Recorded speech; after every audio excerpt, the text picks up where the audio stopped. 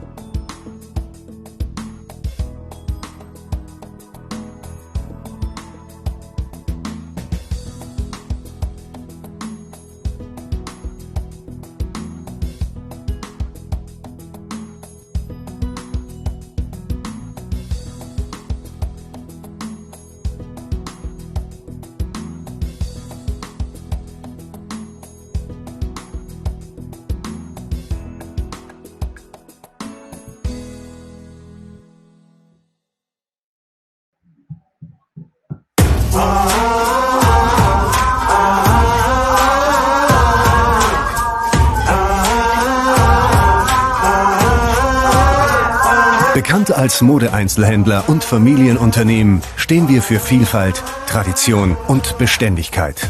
Seit 1900 erschaffen wir einmalige Einkaufserlebnisse. Dabei sind wir nicht nur Einzelhändler, sondern leisten alles selbst. Von Design bis Logistik, von IT bis Marketing. Wir sind über 16.000, aktiv für Märkte in 15 Ländern. Mit unserer persönlichen Handschrift sorgen wir in unseren Verkaufshäusern für ein Gefühl von Zuhause, europaweit. Wir kaufen Ware, kennzahlenbasiert und trendbewusst.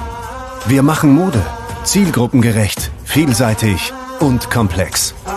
Wir entwickeln Kampagnen, offline und online, für Sie und ihn. Dabei immer im Fokus die Zahlen. Zielführend optimieren, hinterfragen, anpassen. Mit jahrelanger Erfahrung im stationären Handel stellen wir uns heute den Herausforderungen der Digitalisierung und bauen dabei auf ein großes Team interner IT-Experten. Wir werden schneller, effizienter, globaler. Wir fördern, entwickeln und lernen jeden Tag, können uns aufeinander verlassen und arbeiten Hand in Hand. Wofür wir stehen? Wir stehen für Mode und für so viel mehr. Wir sind Logistiker, ITler, Personaler, Einkäufer und Verkäufer, Ingenieure, Architekten, Designer, Marketing-Experten, Modeberater, Onliner und Controller. Wir sind Peek und Kloppenburg. Thank you very much to Martin and to Peek and Kloppenburg for showing us their latest product developments. And now we will take a deep dive into smart textile and technical change projects.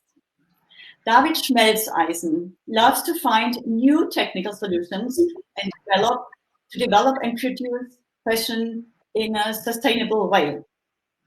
And David, I think you gained your PhD in textile engineering at the Aachen University. And during your PhD, you were responsible for the development and also for the implementation of a sourcing platform for smart textiles. It's called Genius Text, I think. And a new dynamic textile material, which is called 4D textiles. And furthermore, David is responsible for technical change projects in the worldwide garment industry. And besides, he's working as a digital expert for McKinsey. Today, David, you are focusing, I think, among others, on lower MOQs and faster lead times. And I see you already in the room. So welcome, David. We are looking forward to what we need to know to work differently. Thank you. Thank you very much for the kind introduction. I hope you can hear me well. We're just going to switch the screens so that you can see our presentation. And yeah, thank you very much first for the kind introduction and also for having us on the IACDE International Conference. And it's great that you made it possible that we could join online today and have all this experiment online. So thank you very much for all of this. I will start the presentation with a short, very, very short introduction about our institute and what we're doing here. So I'm based at Aachen University. It's the Institute for Textile Technology. And yeah, what you see now in the background is actually our main institute building, where we have about 400 different machines that can handle from very, very small amounts of materials across the textile value chain up to industrialized processes.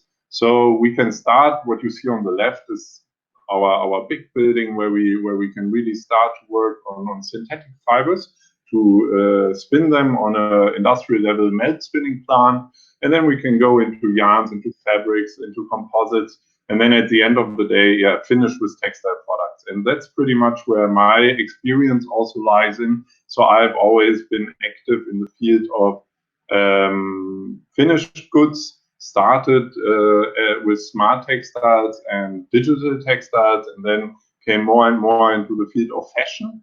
And now for 4 years, I actually did a lot of research with McKinsey and also clients of McKinsey and also clients of us in the field of fashion for brands, but also for machine producers or suppliers of brands. So mostly in the field of CMT, so cut and manufacture and trim companies. What I want to talk today about is how does, I think we heard it earlier today, how does this online retail and with the example of Zalando change the way that we buy clothes and that we look at clothes, and what does this actually mean for our supply chain? So why do I talk about Zalando? Why is Zalando the topic of today? So yeah, first in 2018 we've seen that turnover of totally about 500 billion euro was made online. We see fashion growth sales worldwide of 30% now that it's done online. Growth rates still high. So I mean the big growth was between 2008 and today, but still growth rates of over 10% for the next 4 years. And yeah, why are we talking about Zalando? Zalando is still for the European Union the fastest growing online retailer for clothing outside of China. So I think that's pretty impressive. About 4 years ago, this nice man here on the right, Jan Wilmking, who was heading the private label business of Zalando, approached me, and he was telling me a story about the problems that Zalando have today. And that's actually when I started to really look into the fashion world. And what did he tell me at the time? So at the time he came over to Aachen and told me that, yeah, look at Zara and look at Zalando. And he told me, okay, and Zara has a lot more pieces that they produce, but they have a huge amount of stores where they can actually put these clothes in and can use these as warehouse. And they do about 24 collections per year. They have about 600 designs per collection, and in total then 31,250 pieces per design. So Zalando is completely different. For him, these online platforms work in a very different way, especially if it's not just a B2B or a B2C marketplace, so typical wholesale retail, but if it's about the private brand business. And then it's about, how many pieces did they have at the time? About 34 million. They had only one store, and that was online. They had pretty much 2 collections going on, but they had 17,000 designs per collection, and that's a huge amount, and only 1,000 pieces per design. So this is actually the huge shift that I want to talk about, is how does online business actually change the way that our supply chain needs to work. To make it simpler and to look at it maybe in a more abstract way, we can see that Zara is maybe our high building with a lot of stores where I have like different products and I do fast changeovers, whereas Zalando is pretty flat. So I want to have the maximum amount of different pieces on my platform, because what is the most expensive part actually is to bring a customer once onto my platform, and then I don't want to lose him again. So he should definitely be able to find what he's looking for. And to make this sure, I need to have a huge variety of different clothes, so that if I pay, I think it's at the moment now it's a little bit lower due to COVID-19, but I think user acquisition costs on Zalando are about $35 to $40 per user. So to bring this user online, if you lose them again on your platform, that's actually one of the biggest problems. So now he told me, David, and there's another huge problem that we have to deal with in today's fashion world. What I see is people come up with numbers. A merchandiser tells you how much do I need to buy for the next season. And actually, I have a huge economical problem, because I calculate a certain amount of number, and I already calculate into this 20% loss due to discount, because I never really know what will my consumer buy. And then I have actually quite a high portion of waste on top. So he was curious about the idea and came with the question, David, now I have this platform, I can react super quickly, I can analyze trends easily, but I want to react super fast so that I can rebuy clothes that sell well and don't have so much overstock and don't pay for my overstock. What can we do here? And this was actually the start of the time where we started to think about fashion on demand. And this was 4 years ago. And what changed in this fashion on demand? Actually, this is like a typical way how we do this today in the fashion world. So we design something, then we come up with a tech pack, we do all the merchandising. So we think about how many pieces do I need, what would be the share of this SKU in my collection, and then I send this to manufacturing, I have it in store, and you can buy it. But now, changing to an online business, the question was, can I change this? Can I twist it somehow? And actually prepare all the designs, have the tech pack available, pre-discuss everything with my manufacturing, and have also maybe lots that I book or pre-book for a certain amount, and then just produce it when it's bought, or maybe not the single piece when it's bought, but let's say I produce 1,000 pieces, and if these are sold, I can easily reproduce. So this was pretty much the idea, and we thought, okay, why isn't this happening today? And what would this mean for us? So where we wanted to go is actually to optimize our total cost and see that we bring down stock maintenance costs, and at the same time order change costs, because I mean order change costs are super high, as you know. When I have very, very small lot sizes, I need to ramp up, I need to communicate in the design process. I need to make sure that whatever will be made is in the quality that I want. So I have all of these sampling costs and whatever. At the same time, also my stock costs money. And whereas actually when I bring in digital solution, my sweet spot to then come up with a really affordable total cost calculation. So the central problems that I want to talk about today is one, does the garment industry have a global problem? So look into the total numbers and see, is what I'm talking about to you really a problem? then how is the high demand for clothing met today? So it's more about what are classic people in the business doing today? How does it work? Why does it work actually? Then can fast fashion be sustainable? That's a super interesting question for me. So can we make money at the same time as being sustainable with a way of rethinking fast fashion? Maybe it's not called fast fashion then anymore. And then the last point, how do we make fashion on demand work? And that's actually a question that I will try to rise up during my talk, and then hand over to my colleague Martin Seidenberg, who is going to come up with 2 case studies, or even 3 case studies about what did we implement to meet these needs. So now first maybe a quick look back into the garment industry and how did it change over the last years, I would say the last 2000 years. So let's start in Roman times. Actually quite interesting.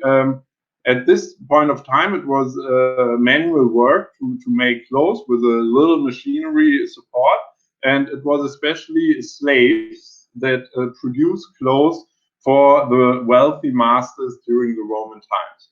But the need of clothes was pretty low. So, I mean, everyone was happy to have 2 or 3, when they were really wealthy, 2 or 3 different outfits, maybe 4, but that's pretty much it. So the amount of clothes per person in the time was super low, and it was mainly produced by the slaves during the Roman time.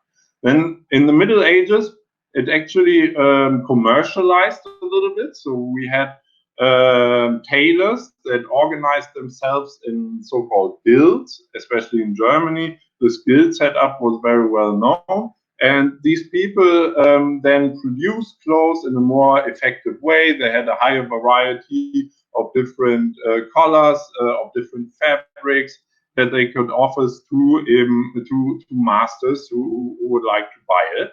But still, what we see is even that people got richer and that we had a professionalization of this garment industry. Still, the marketing and also the request was actually not that high. So now let's look into really standardized clothing. So the first standardized clothing with sizes, as we know them, S, M, L, came up 1812 during the British-American War, where they needed actually a lot of clothes that looked exactly the same for the soldiers, and that's actually where they came up to come up with these more standardized clothes. And now actually we see the big change over the last 200 years, where fast fashion actually led to a doubling of clothing produced between 2000 and 2015. And that's actually where fast fashion hit in, but it's also where all these marketing things that we heard before also came in, and where we had a huge amount of clothes now being produced, being sold, and then, actually also a huge amount of waste. So we see today that clothing is the 4th biggest polluter after housing, mobility, and food in the EU.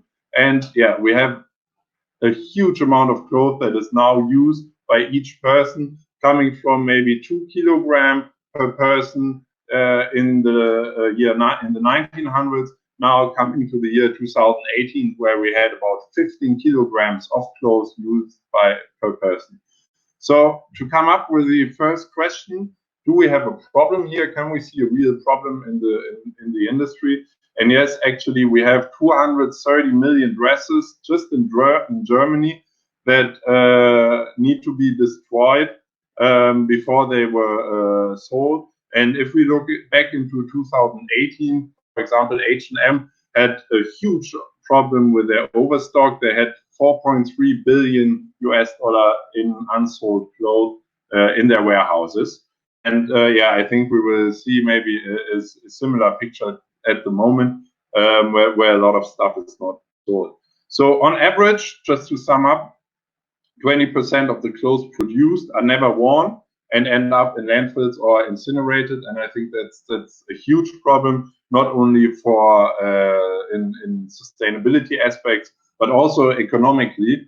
I think a lot of buyers already, or merchandisers already, have it somehow in their head that okay, I need to overbuy by 20%.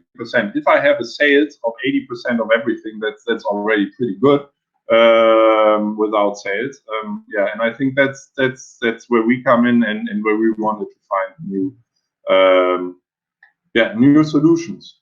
So then the second point of interest was, is it actually worth to work on that? So is there a market for it? And I think all of you know that fashion industry is pretty big. Sometimes I have to explain how big it is. So yeah, we have a total turnover of 1.3 billion euro in 2018. We have 13 kilogram of clothing that is used. Clothing is the fourth biggest polluter after housing, mobility, and food in the EU. And yeah, as I said, 20% of the clothes produced are never worn. So I think it's worth actually to look into this project. So how is the high demand for clothing being met today? That's the first question. The second question that I want to look in. So if we look about fast fashion and how it works, fast fashion actually copies trends from well-known brands. So, I mean, here we see now an idea of, it's a little bit over, it's from 2019, so last year, end of last year, the winter collection of Chanel, here a jacket for about 5,000 euros. And they make up to 6 collections per year at the moment, but they can make pretty good money with this. But it's a huge effort that they put in to bring on this jacket. They first need to look into, for example, Première Vision, change or look into different garments, select different fabrics, make the design, agree on a design, then have really, really high-paid designers to do this and really come up with new ideas often. And now we look into it from a Zara perspective. I mean, okay, I'm not a designer. For me, it looks pretty similar. It's not the same. Yeah, that's true. But let's really look into this. This was launched 2 weeks after this one was shown in Paris, I think. And yeah, we talk about 80 euro price. And how does Zara do that? They make 24 collections per year. They copy super fast and efficient, and they don't have to do all this looking for fabrics or whatever. They actually have a quite good database of fabric in place. They use a lot of new digital technologies like printing to make it look the way that they need it to be close to the on-trend garment that they copy from another one. So yeah, why is it so different in the pace, in the speed? So we see, yeah, there's a long time first in design, then in sourcing, and in production and logistics. And why is fast fashion doing this so much faster? I think because they do a lot of this in advance. So they have pre-procured garments and they work with digital technologies. And I mean, a lot of this, and this is, we can't change it, is definitely they steal pretty much ideas from others. So yeah, how does it work today, and what could we change in the future?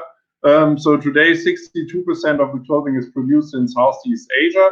That's how this world looks today. And where do I want to look into now is really into the ready-made clothing part. So I won't focus on fibers, yarns, cloth, and the finishing, and also not the sales part, but really how does the CMT mill, the CMT producers work today, and what's the problem here?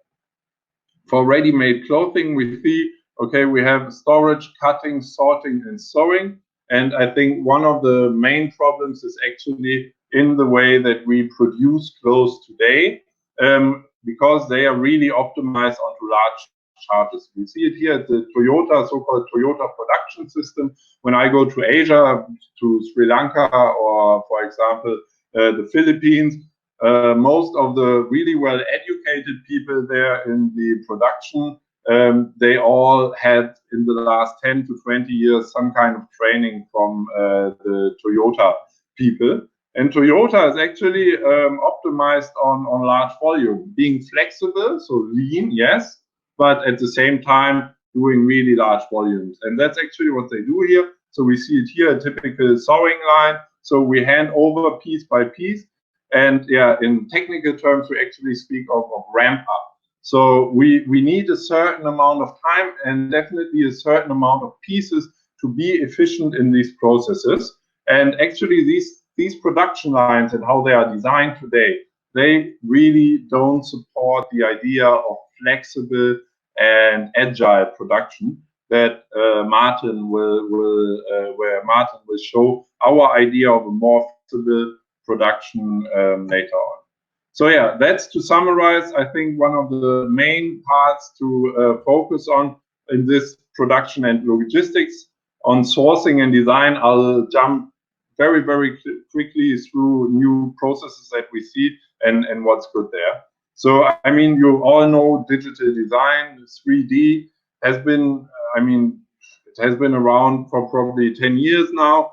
A lot of people talk about it. We have recently spoken to about 50 people who are on the buyer's side in large brands. And I was impressed. Most of them still tell me, yeah, it's a nice idea, but it's actually not our daily habit to work with our producers together on a 3D rendered piece and just discuss it all in 3D. It has been around for 4 or 5 years, but it's not there actually in the industry. But that's something where we see this helps a lot. Tools need to be made better, and there are some coming up in the market like Kala and others that are really bringing this kind of online discussion, new work thinking, where I work on Kanban boards, where I can share whiteboards, where I can easily comment, where I can give some tasks list, assign it to people, share ideas real time, and at the same time bring 3D pictures of my garments, change clothes in real time, maybe be on a video discussion. So I think on the design part, this will tremendously change within the next 5 years. But what is super important here is that people, as well on the production side, as well as on the buyer side, agree on certain standards and also agree on certain tools. So when I talk to quite big producers around the world, they all tell me, David, what shall I do now? Shall I buy Browseware or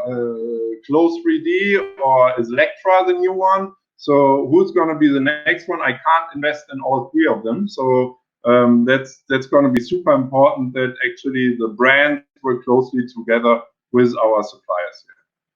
Yeah, and then what can we see maybe for a future outlook, and what do others in the field of fast fashion sometimes do differently if they don't have these big lot sizes? They actually nearshore. But also these nearshoring facilities are today mostly optimized for large slots. And that's where I think modern machine producers have to come in, but also a new technology of communication and also transport has to come in, so that nearshoring is promoted and will be much easier.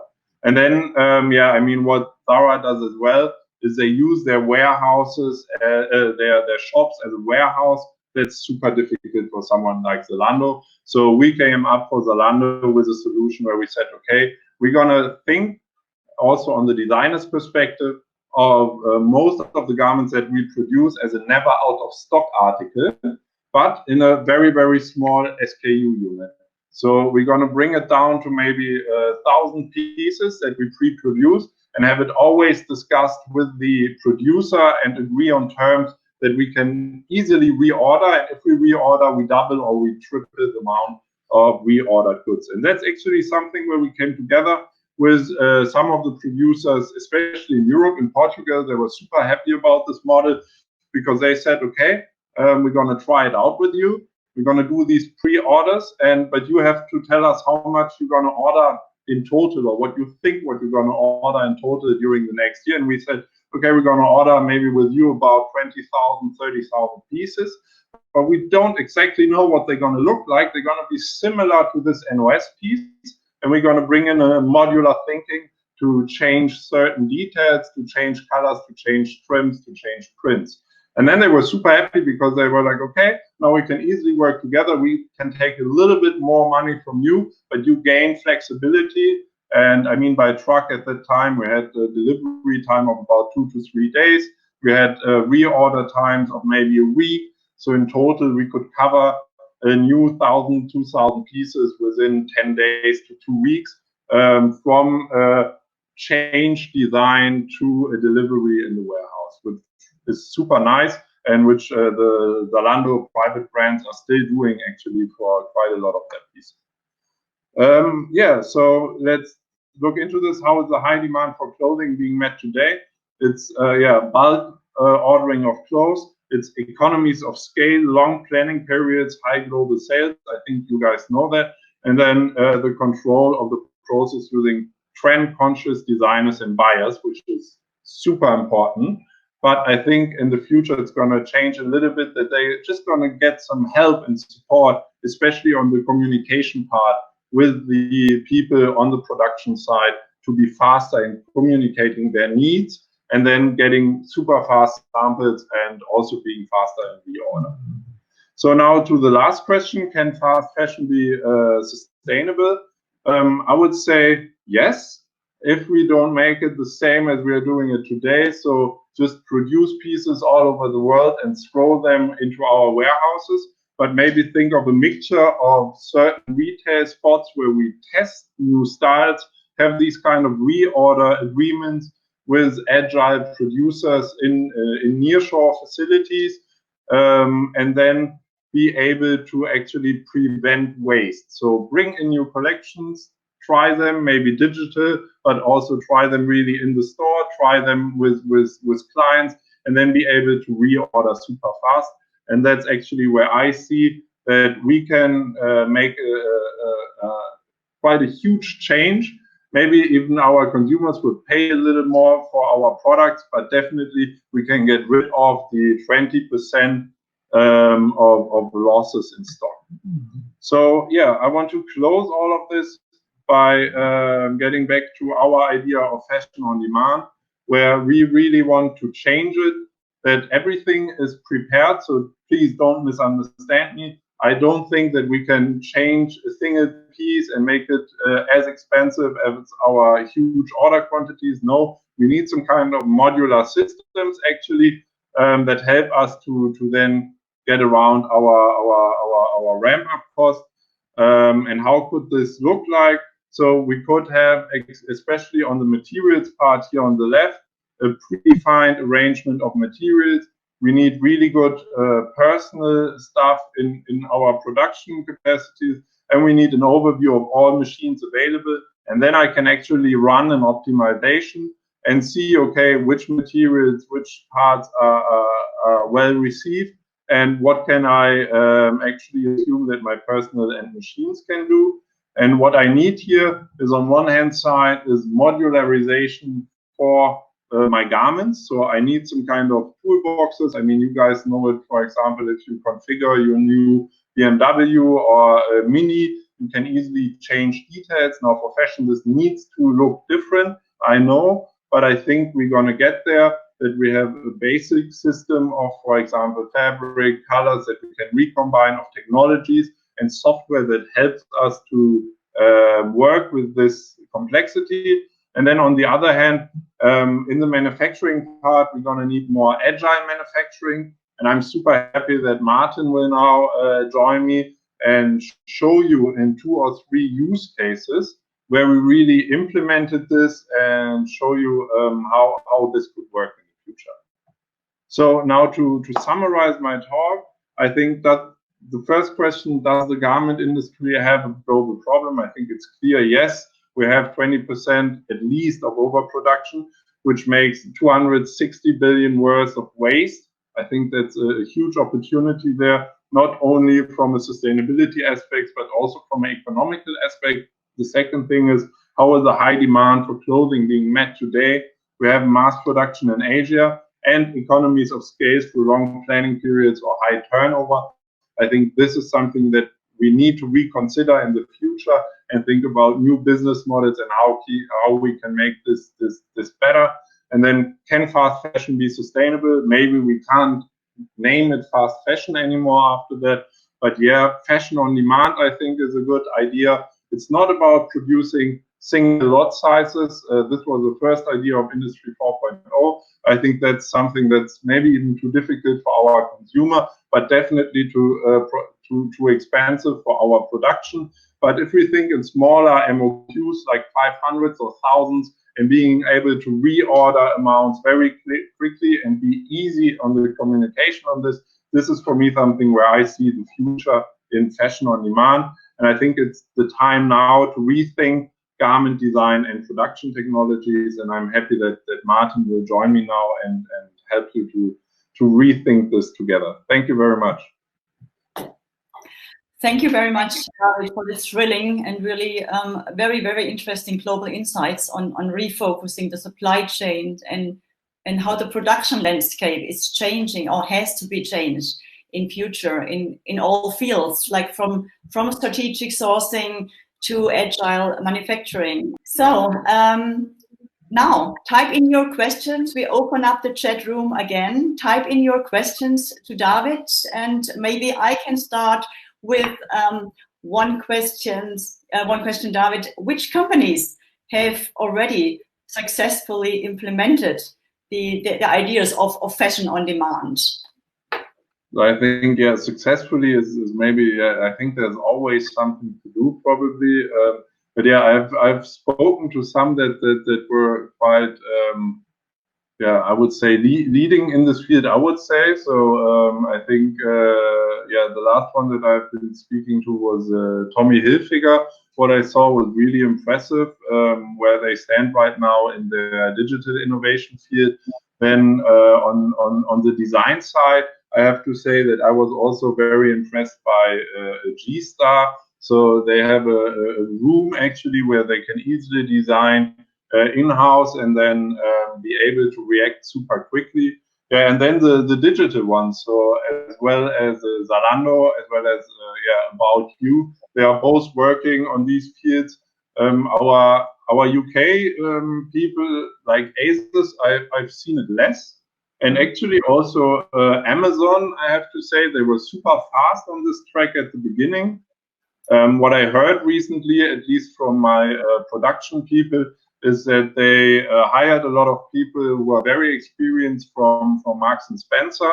But since that time, it's actually slowing down and refocusing again more on the old school way of doing things. So yeah, there, I mean, for me, but that's also where I have most insights. Who is one of the leading people here is definitely the private brands of Zalando. Mm.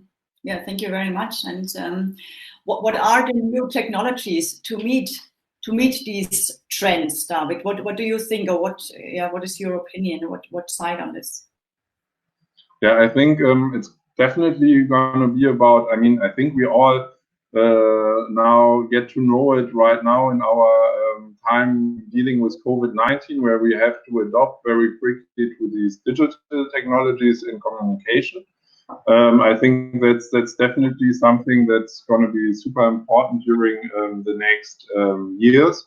So bringing the relevant information to the right people at the right time, also in production. So this means if I change a garment, if I change a product, people who have to produce it, and it's really on the line, the person who is doing the sewing, they need to know what has been changed, so that I get rid of this 1 week, I send information over, I change something, I get a sample back that is done on the old information, and then I have to redo everything. So that's super important. And I think also machine design has to change. So, I mean, we have seen it here with Fight. I think they are at the forefront of this change already for years, but especially in sewing machines, I haven't seen like huge changes within the last years. There were always some attempts, like, I don't know, software, most of you have probably seen, but they never really came into market. And I think there's something where I need to really look at, I need to talk more to my user. So I think people who work every day on a sewing machine not asked often enough what to change on their machine to make it more efficient. Yeah. Yeah, thank you. But I think also Martin will give you a nice overview now of new machine technologies that could come in. Yes. Yeah, great. So we have two, 3 questions. Are you willing? Are you prepared to answer these, or because we are just sure.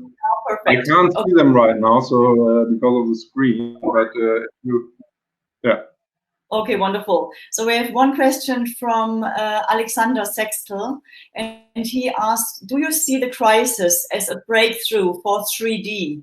Or do you think the industry is falling back to old ways of working? What do you think? Yeah, I think that, a breakthrough. Yeah, I think for digital communication, definitely. But I've seen it also before, I must say, in between buyers and also and producers. It's often communication on WhatsApp, for example, and these kind of things. But yeah, trust in digital technologies, think will rise right now, and that's also when 3D comes in. And I think there are some new I mean, you know, the players on the market, like for example, Close 3D or Browseware, where it gets easier and easier to as a user to work on it. And then if both sides can easily work for it, I definitely agree. And if we look into, I mean, if you look into this face masks, community mask market that is booming at the moment, if you look closely into it as someone who knows textile, you often actually see 3D rendered pictures being used now to sell a community mask and being photoshopped on top of the face. And most of the consumers don't actually see it.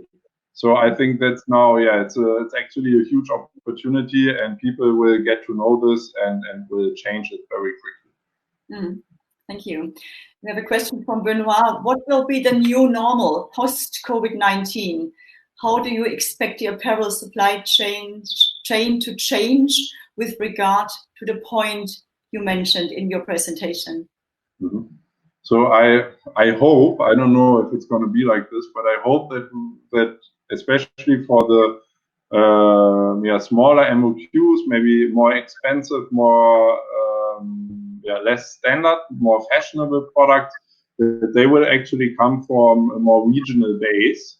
So having really these kind of nearshoring opportunities, if people are willing to pay for it. I think it was already a trend before COVID-19, but now it will definitely be even, there will be more pressure on this, because it was so difficult to get things out of China, out of Asia, that need to be there quickly. I think in Asia, also in Southeast Asia, we have actually quite a great quality, as well on fabric, as well as on sewing capabilities.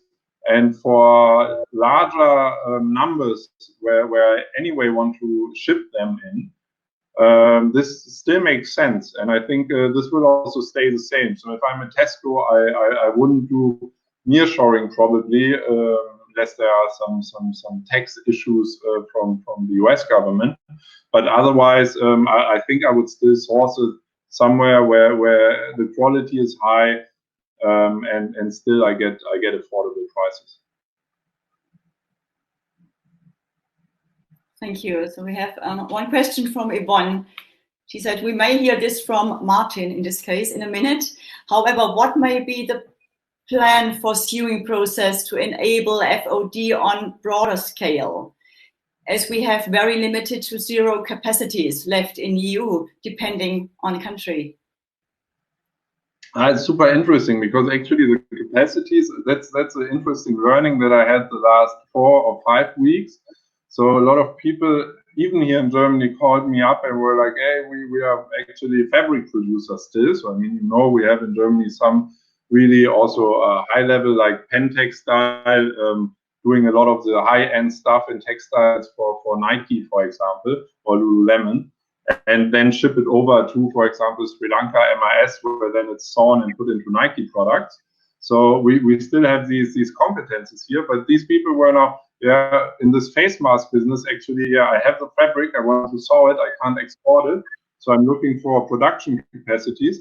And then they found that there are some, I don't know, some hundreds of sewing machines laying around in empty production floors, and they brought in people who are still quite skilled. I mean, it's a simple product, but this actually changed very quickly. And I think the machine design needs to change. So it needs to be more ergonomic. It needs to make more fun actually. This sewing pedal where I have to sit and use one foot, and it's super exhausting. I think this time is over. So I need digital information. I need new ways of using my machine, and also new work procedures where I have more fun and change positions and work on different machinery settings and different machines. So I think that's just the new work. And if these two things come together, I think it's going to be super fast of manufacturing capabilities growing across Europe. Okay, thank you. We have a last question here from Magdalena, and she's asking, could you estimate the impact of good workflow management in the companies? For example, good usage of PLM systems, internal trainings, and so on.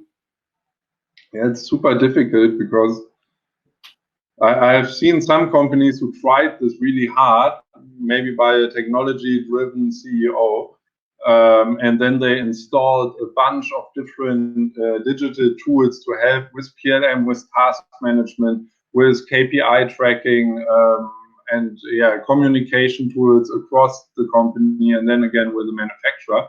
And I think there it's about finding the right tool, involving the people who really work on it on a daily basis on both sides, not only the people in the company, but also the people on the other side, so the producers, and then agree on a common standard throughout your company.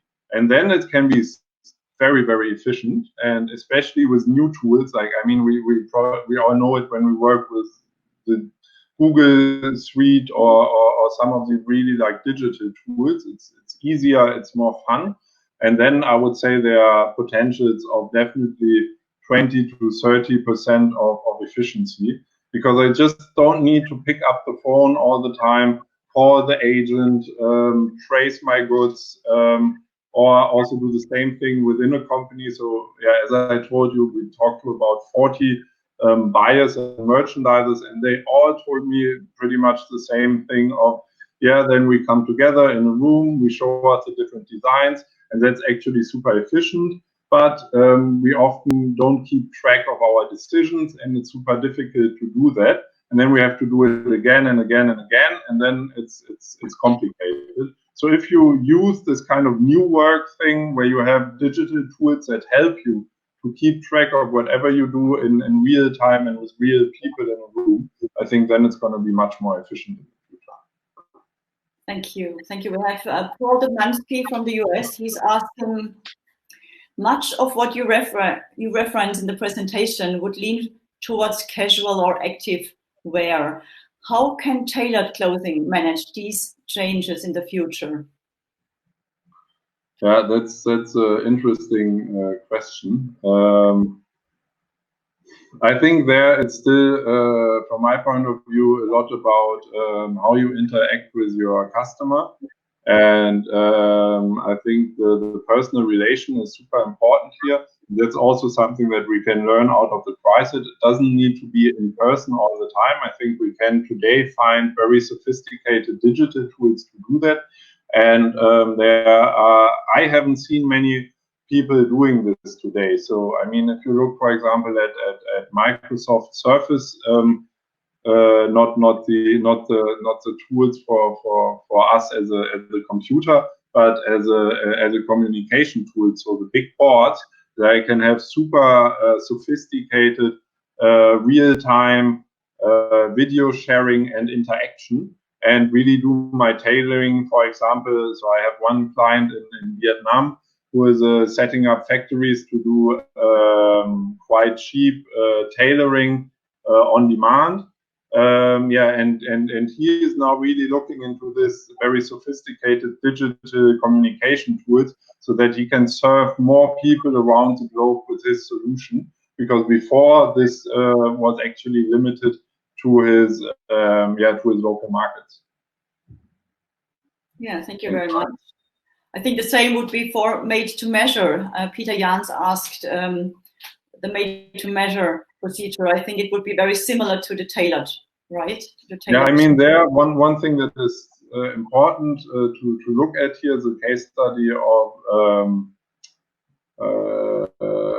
what was the name? It's a Japanese company that came up with I have to look it up, but it's a Japanese company that actually introduced Zozo fashion, who actually introduced this kind of Zozo suit. But they had only Asian designs behind it. So it's not only about taking measurements, it's also about knowing who your customer is and then producing in a very flexible way.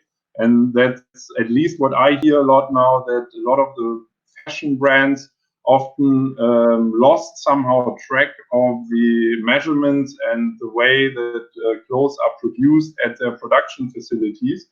And then they get, depending on the production facilities, different sizing back, different grading back.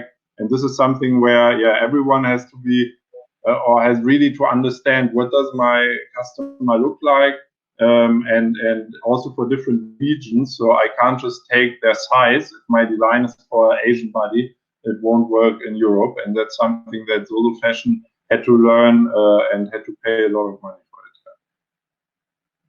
it. Okay, thank you very much, David, for these great insights. Thanks to you all out there for your questions. Very interesting. And I would say we just stop here for a short break.